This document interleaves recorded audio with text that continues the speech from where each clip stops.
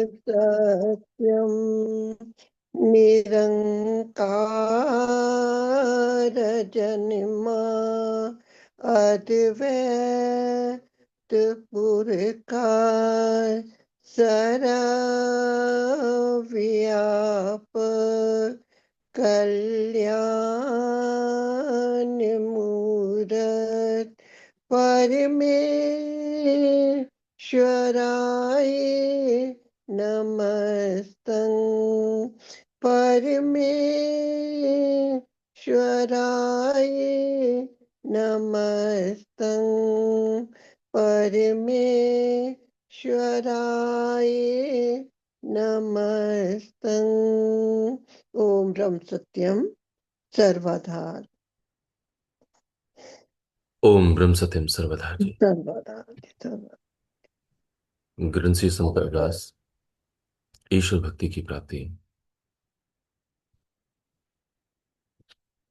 हम सभी बारंबार अपने गुरु को प्रणाम करते हुए उनकी शरण में पहुंचें और उनसे प्रार्थना करें कि आपके द्वारा दिए हुए ग्रंथ को हम ठीक तरह से मनन कर सकें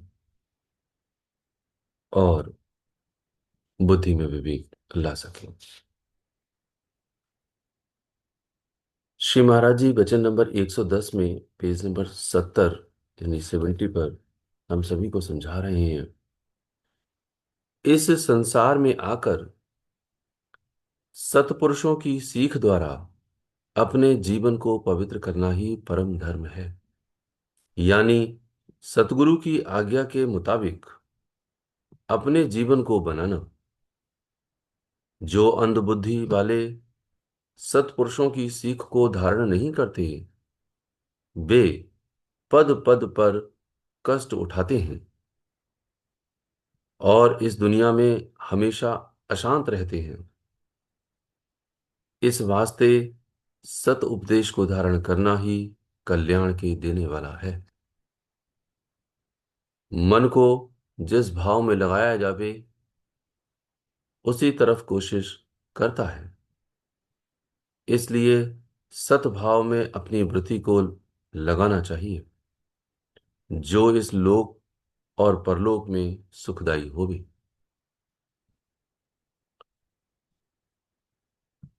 श्री महाराज जी सत्पुरुषों की सीख द्वारा अपने जीवन को पवित्र करने की बात कह रहे हैं। क्या हमने सत्पुरुषों के प्रति वह भाव जो सही मायने में हमारे लिए,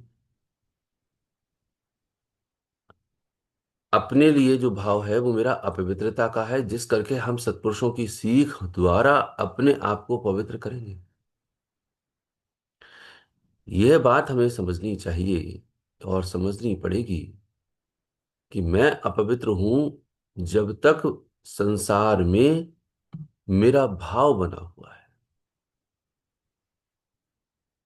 क्योंकि मेरा जो जीवन है वो मेरा जीवन मेरे लिए संसार में ही दिखाई देता है। मैं इन आंखों से देखता हूं, मैं इन कानों से सुनता हूं, मैं मुंह से बोलता हूं, स्वाद लेता हूं, सर्दी गर्मी का एहसास करता हूं।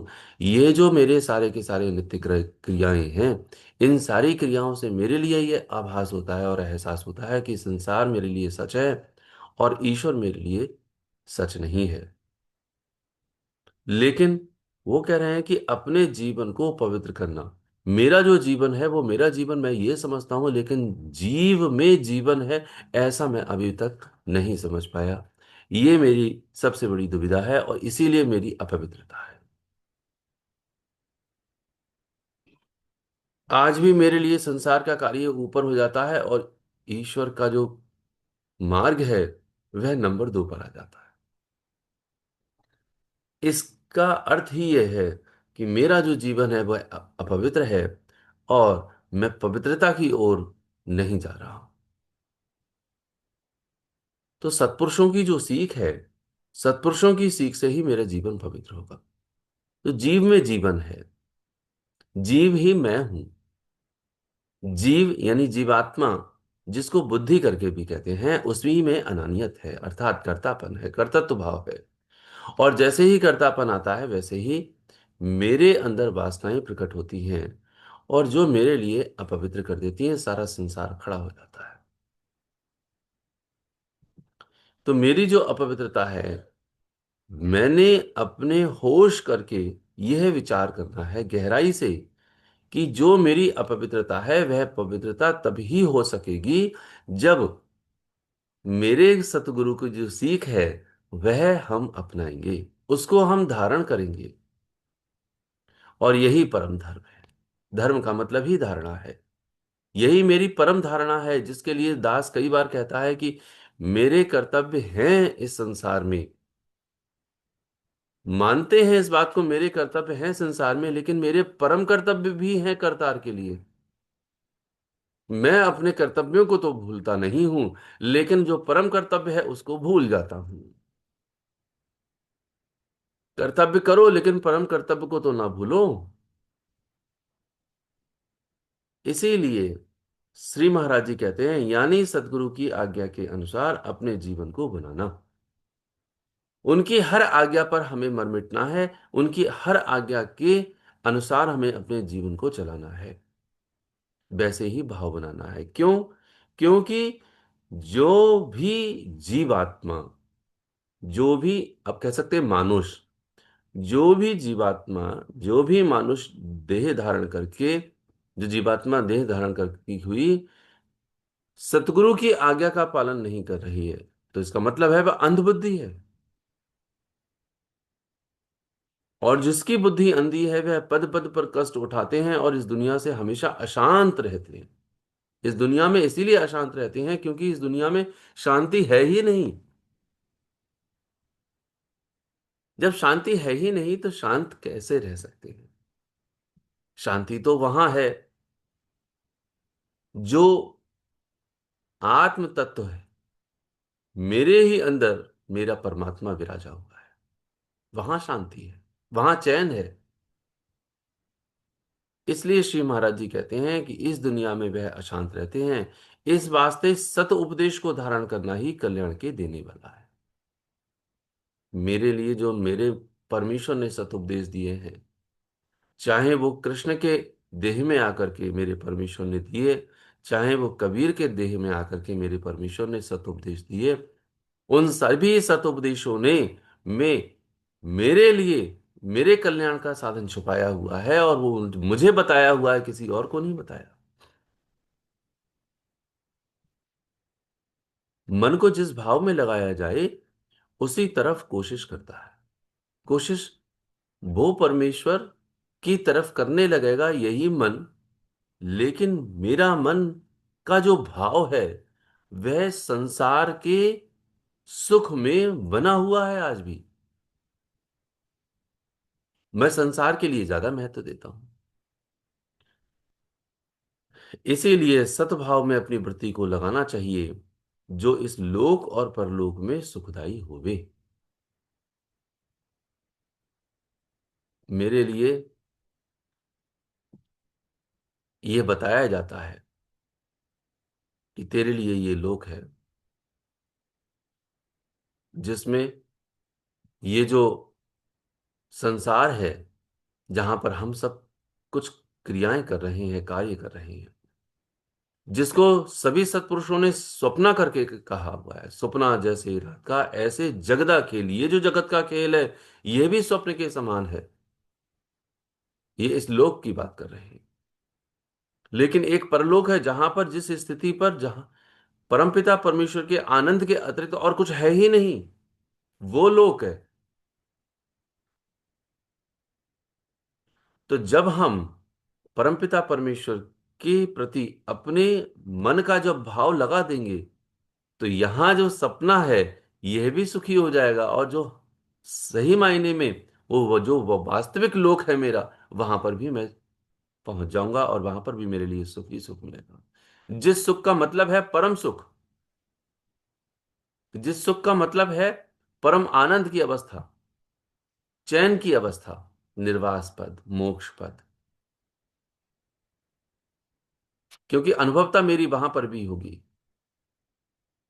जिस तरह से वास्तविक, जैसे उदाहरण करके समझते हैं, भगत बनारसी दास जी जिस वक्त महाराज जी से भेंट हुई, महाराज जी ने उन्हें दीक्षित किया।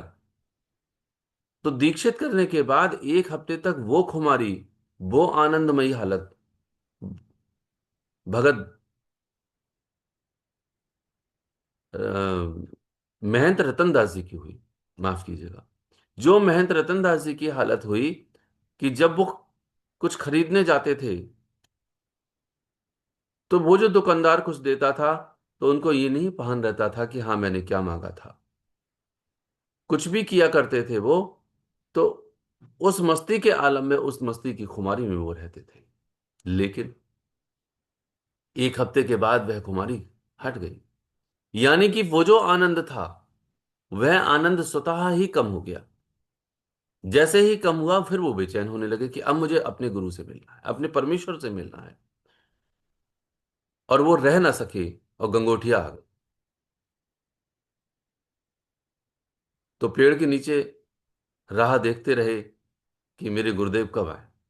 गुरुदेव ने गुरुदेव जब आए तो उनको देखा, तो खैर उनके पास पहुंचे और उन्होंने एक ही निवेदन किया कि गुरुदेव, वो जो खुमारी थी, वो जो आनंद की अवस्था थी, अब बह नहीं रही। इसका अर्थ क्या है कि वो जो स्थिति है, वह आनंद की स्थिति इस समय जीवित रहते हुए, तन रहते हुए भी हमें प्राप्त हो जाएगी।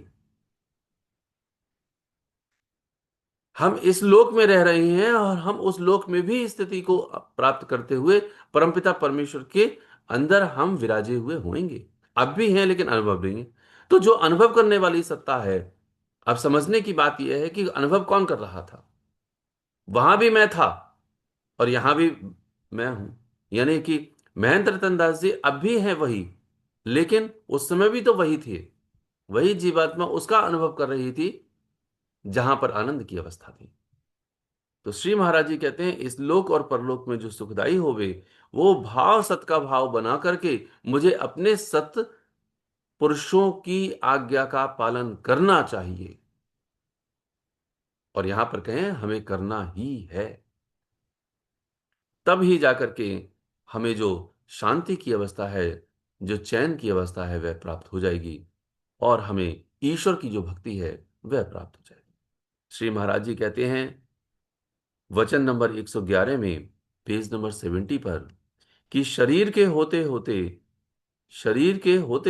शरीर के मालिक की पहचान करनी, तमाम शरीर की कांति उसके आधार जाननी, माल के कुल जानकर सत श्रद्धा से उपासना करनी ही असली कल्याण है। यानी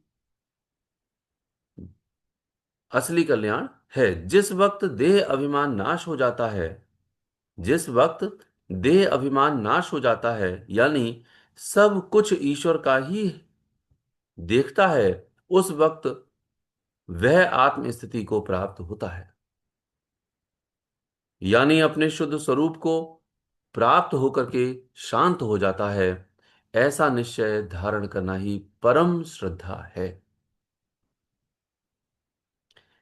श्री महाराज जी ने हम सभी को इस शरीर के होते होते ही इस बात के लिए कहा है कि उस मालिक की पहचान कर लो।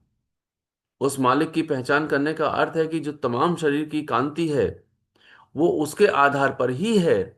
ये हम क्यों नहीं बारंबार विचार करते। ये जो मेरे शरीर का एक एक रोम है, उस रोम रोम में रमत स्वामी, राम नाम भज अंतर्यामी। मुझे एक एक रोम रोम में वो जो राम की सत्ता है, वो जो परम सत्ता है, वह उसका उसका आधार समझना है। क्यों नहीं याद आता मुझे रोम रोम में परमेश्वर, मेरा राम। क्योंकि जिस क्षण वह राम सत्ता, वह परमेश्वर की सुसत्ता है, वो जैसे ही इस देह से निकलेगी, हर रोम स्वतः ही मृत हो जाएगा। एक एक रोम मृत हो जाएगा। लेकिन जब तक वह सत्ता है, तब तक वह पुलकायमान है, वह पुलकित है, वह कांति है उसमें। शव के लिए यदि 5 मिनट के लिए भी नीचे रख दिया जाए तो उसमें चींटे और चींटी आने लगती है, लग जाता है, यदि उसमें जीवात्मा निकल जाए। ये बिल्कुल अनुभव की बात है, हो सकता है किसी ने इसका अनुभव किया हो। और जब तक जीवात्मा नहीं निकलती तब तक कोई भी चींटी उस शव के लिए खाती रही। खाने का मतलब है कि उसके लिए भी एहसास होता है कि ये मृत मृत है या फिर जीवित है। चीटा और चींटी लगने लगते हैं उसको। इसका मतलब है रोम रोम में मेरा जो राम रमा हुआ है, उसमें इतनी कांति है कि हर किसी के लिए भी एहसास होता है इस चीज का कि हां, मैं जीवित हूं, अर्थात मैं जीव हूं। यह हर किसी के लिए, लेकिन मुझे यह एहसास नहीं हो रहा है कि मैं जीव हूं। जिसमें जीवन है, जीव में जीवन है, मुझ में जीवन थोड़ी है। मैंने अपने स्वरूप को अपनी देह का माना हुआ है, इसलिए मैंने अपने जीव में जीवन को ना जान करके, बल्कि मैंने इस देह में अपने जीवन को जाना है। इसीलिए देह मरती है तो मैं मरता हूं, ऐसा मैं सोचता हूं। और यही मेरे लिए बहुत बड़ी गलतफहमी है। इसलिए श्री महाराज जी कहते हैं कि मालिक कुल जानकर सत्य श्रद्धा से उपासना करनी ही असली कल्याण है। अच्छा, उपासना, उपासना का मतलब होता है, इसके लिए थोड़ा सा अलग करके देखेंगे। उप कहते हैं निकट के लिए, और आसन लगा लीजिए। उस परमेश्वर के निकट बैठ करके अपना आसन जमा लीजिए, यही उपासना है। अर्थात निकट किसके बैठना है? सत के। कहते हैं महाराज जी सत श्रद्धा। सत श्रद्धा क्यों कही? हमारी इस संसार में किसी के प्रति श्रद्धा हो सकती है, लेकिन सत श्रद्धा केवल परमपिता परमेश्वर के ही अंदर हमारी होनी है। चाहिए भी नहीं है सब, केवल परमेश्वर के प्रति, अर्थात जो मेरे परमेश्वर स्वरूप गुरु हैं, उनके प्रति जो मेरी सत श्रद्धा है कि एक क्षण भी, एक लम्हा भी उनकी आज्ञा के विलग ना हो जाऊं मैं, इसलिए मेरी सत श्रद्धा होकर के वहां उपासना करनी है, उसके निकट ही बैठना है। द्वार धनी के पड़ रहे, धक्का धनी का खाए, कभों तो धनी निवाजही, जो दर छाड़ न जाए। हे परमेश्वर, न जाने मैंने कितने पाप किए हैं, न जाने कितना आपसे मैंने मैंने आप आप के बगैर अपना जीवन व्यतीत किया है। अब ऐसी कोई भी क्षण ना आए जो मेरी उपासना आपके बिना हो जाए। मेरी उपासना आज भी, मेरी उपासना संसार से हो रही है। मेरी सत श्रद्धा आपसे लौ लग जाए, जिससे कि मेरी जो उपासना है वो आपके निकट बैठ करके परमेश्वर से हमारी लौ लग जाए। इसलिए श्री महाराज जी कहते हैं जिस जिस मालिके कुल को जानो, उस मालिके कुल को जानो जो इस देह में, जिसके आधार पर कांति है, तो उसके पास बैठ जाओ, उसके निकट बैठ जाओ। तो काम कोई भी करो, लेकिन उसके निकट बैठ करके परमपिता परमेश्वर को याद करो। इसलिए कहते हैं जिस वक्त देह अभिमान नाश हो जाता है, यानी सब ईश्वर का ही देखता है। अब सबसे पहले जब जब हम रोम रोम में परमेश्वर का अनुभव करेंगे, उसको जानेंगे सत्ता के लिए, तो क्या दूसरे में परमेश्वर दिखाई नहीं देगा? तब दूसरे में भी परमेश्वर ही दिखाई देगा। उस वक्त आत्म स्थिति को प्राप्त होता है। सब कुछ ईश्वर का ही देखता है, फिर आत्म स्थिति को प्राप्त होता है, यानी अपने शुद्ध स्वरूप को प्राप्त होकर के शांत हो जाता है। मेरी शांति वहां पर है, और वह शांत हो जाता है क्योंकि उसकी जितनी भी वासनाएं होती हैं, जितनी भी उसकी इच्छाएं होती हैं, वह परमेश्वर से निकटता प्राप्त करके, क्योंकि उपासना कर रहा है, निकटता प्राप्त करके वह खुद ही निर्वास हो जाने होने होना शुरू हो जाता है, क्योंकि वो निर्वास पद है। तो हम जिसके निकट बैठेंगे उसके गुण आएंगे ना।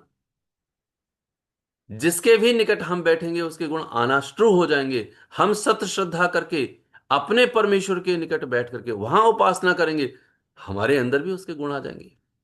हमें भी लगने लगेगा नहीं, ये इच्छा सही नहीं है, ये मेरी जरूरत भी सही नहीं है,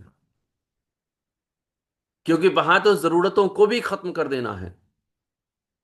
तब मुझे लगेगा कि अरे मैं तो बड़े गहरे जाल में फंसा हुआ था, यहां तो आनंद ही आनंद है, यहां तो किसी चीज की जरूरत ही नहीं है। जाहि न चाह ही कबहु कछु, तुम सन सहज सनेह। वाणी ये कह रही है कि जिस वक्त केवल तुम ही तुम चाहिए और कोई नहीं चाहिए, तुम्हारे अतिरिक्त और कोई भी ना हो मेरा, तो कब होगा?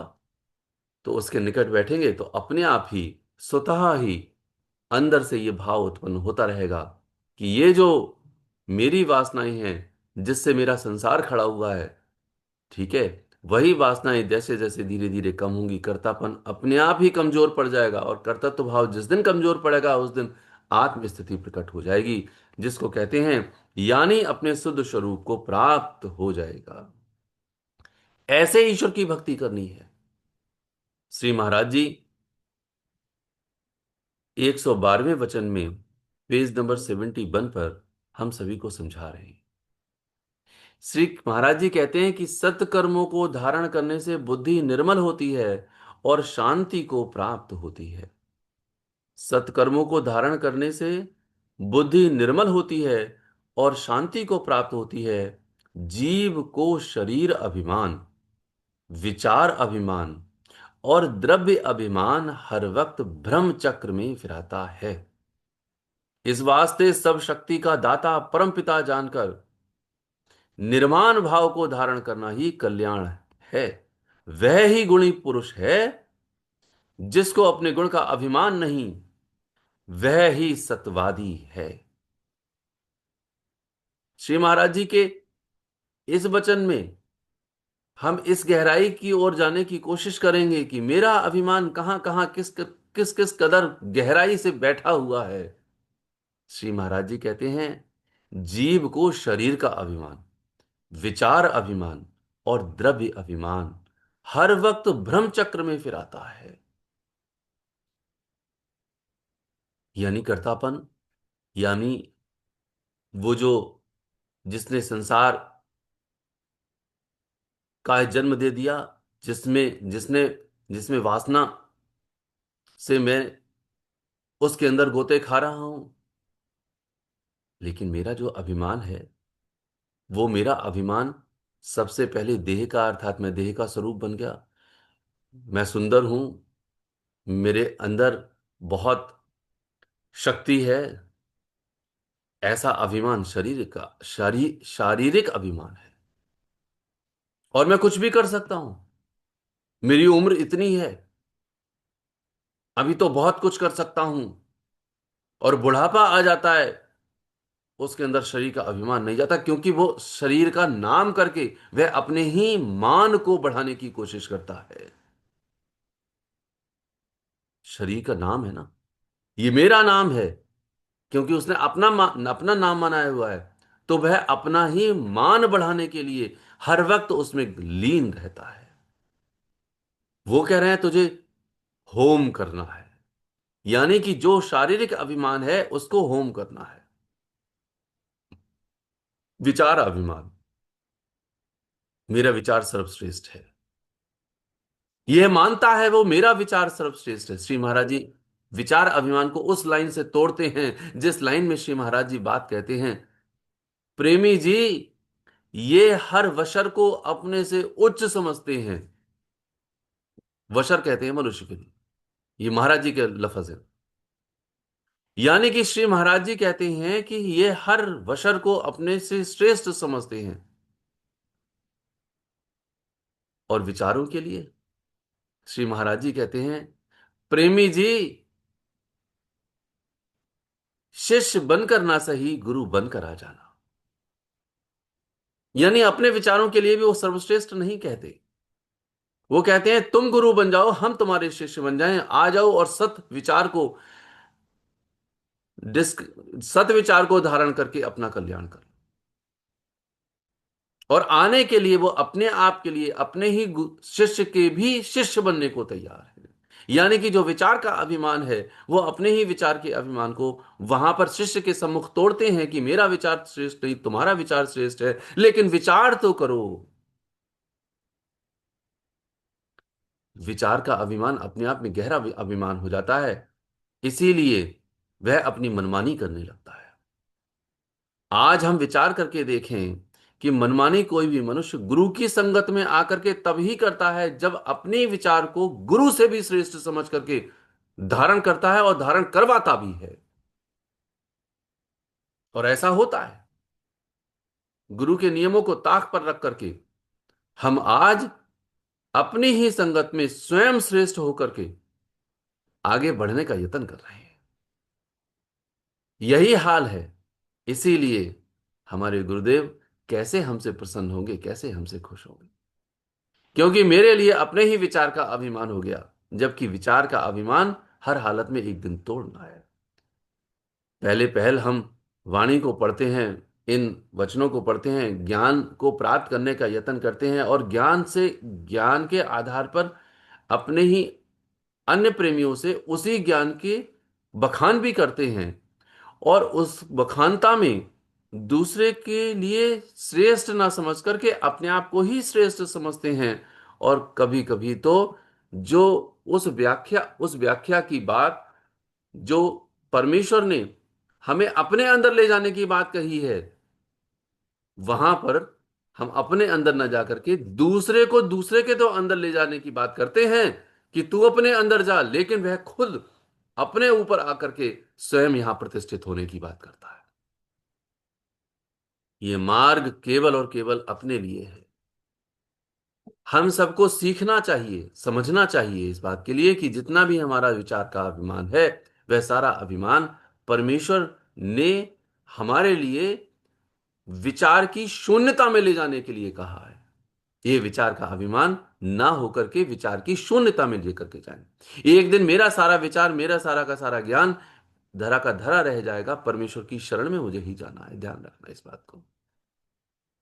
तब कहते हैं परमपिता परमेश्वर कि एक द्रव्य का अभिमान होता है, अर्थात जितनी भी वस्तु हैं उन सारी वस्तुओं के आधार पर भी मुझे बड़ा अभिमान होता है। मेरे लिए ये वस्तु है, मेरे लिए ये मकानात है, ये सुख सुविधा है, ये सुख सुविधा है।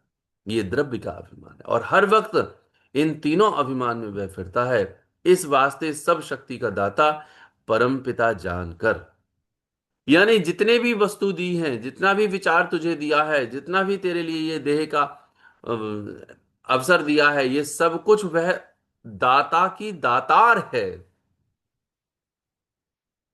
तेरी कोई औकात नहीं। जिस पल जिस क्षण दाता का जो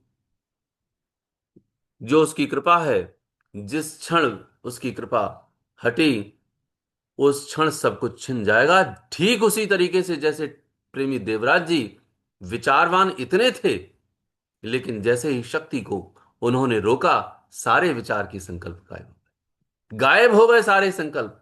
अर्थात तेरी शक्ति कुछ भी नहीं है, ये बात समझ लेनी चाहिए।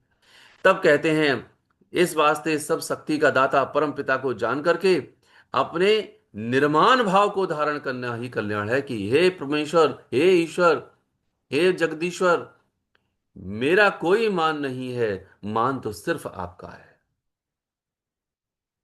क्योंकि ये सब कुछ दाता तुम हो। मेरा कुछ भी नहीं, मेरा मुझ में कुछ नहीं, जो कुछ है सो तोय। मेरा मुझ में कुछ नहीं, जो कुछ है सो तोय। तेरा तुझको सौंपते क्या लागत है मोय।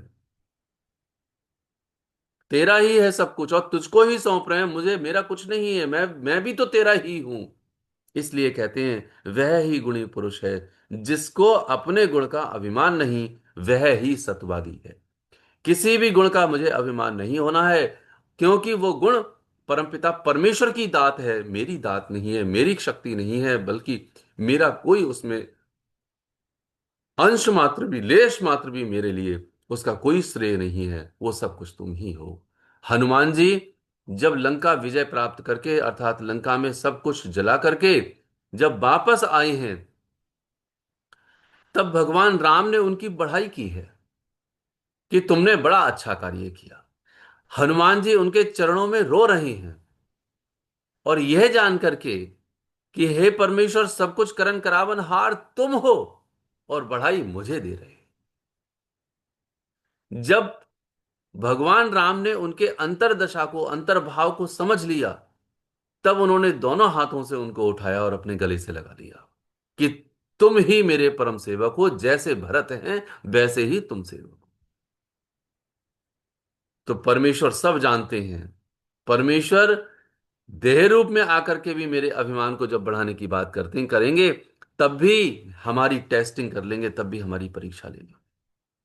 राम उस समय हनुमान जी के लिए वह मान दे रहे थे, इसलिए कि कहीं लेश मात्र भी इनके लिए आ ना जाए। इसलिए हम सभी अपने परमेश्वर के चरणों में रहें और वहीं रोते रहें, वहीं प्रार्थना करें, वहीं उनसे कहें कि हे परमेश्वर, हमें अपनी शरण में ही रहने दो। हम दीन हैं, हम बंधु, बंधु तो आप हैं, इसीलिए आपका नाम दीन बंधु है। दीनों पर दया करने वाले हो। इसलिए इस प्रकार की भक्ति दें जिससे कि हम सभी परमपिता परमेश्वर की शरण में पहुंच जाएं। ओम ब्रह्म सत्यम सर्वदा।